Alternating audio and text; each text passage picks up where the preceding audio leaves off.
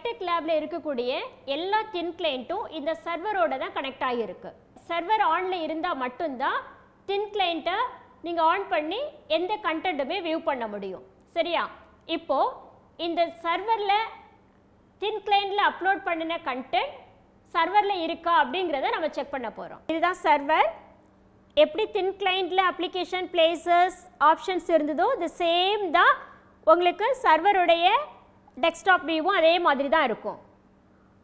சில சர்வரில் இப்போ நீங்கள் ஃபோல்டர் பார்க்குறீங்க இல்லையா, ஃபைல் ஸ்டோரேஜ், எஜுகேஷன் கண்டென்ட் எல்லாமே டெஸ்க்டாப்லேயே வச்சுருக்குறாங்க.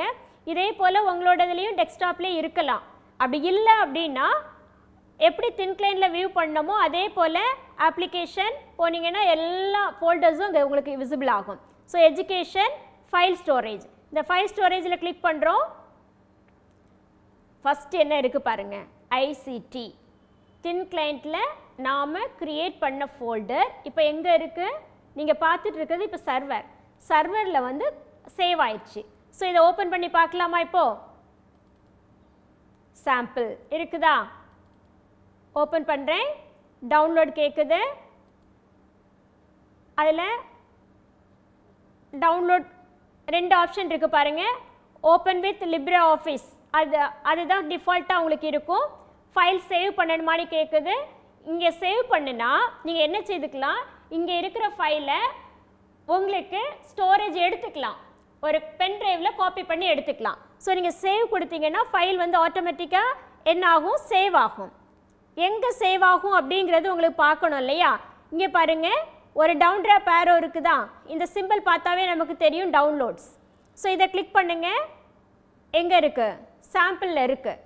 ஸோ இந்த சாம்பிள் ஃபைலை நீங்கள் ஓப்பன் பண்ணி பார்த்தாச்சு. இப்போ இந்த ஃபைல் வந்து உங்களுக்கு பென்ட்ரைவில் வேணும் அப்படின்னு சொன்னால் நீங்கள் என்ன செய்துக்கலாம், டவுன்லோடில் போயிட்டு அந்த ஃபைலை எடுத்துக்கலாம். பிளேசஸ், டவுன்லோட், இங்கே இருக்குது பாருங்கள். நான் 2 தடவை டவுன்லோட் பண்ணதுனால சாம்பிள் 1 போட்டு இன்னொரு ஃபைல் க்ரியேட் ஆயிடுச்சு. ஸோ இந்த ஃபைல் நீங்கள் என்ன செய்துக்கலாம், காப்பி டு, அதை காப்பி பண்ணி நீங்கள் எடுத்துக்கலாம். சரியா? ஒரு ஃபைலை தின் கிளைண்ட்லேருந்து சர்வருக்கு அப்லோட் பண்ணி சர்வரில் அதை வியூ பண்ணி நம்ம இப்போ பார்த்துட்டோம். ஸோ இப்போ உங்களுக்கு எல்லா சந்தேகமும் தீர்ந்துருக்கும்னு நினைக்கிறேன். ஒரு ஃபைல் சேவ் பண்ணுறது எப்படி, சேவ் பண்ண ஃபைலை தின் கிளைண்டில் எப்படி வியூ பண்ணுறது, அதே ஃபைல் சர்வரில் எப்படி இருக்குங்கிறத பார்க்குறது, இந்த 3 விஷயங்களையும் நாம் இந்த வீடியோவில் பார்த்துருக்குறோம். தேங்க்யூ.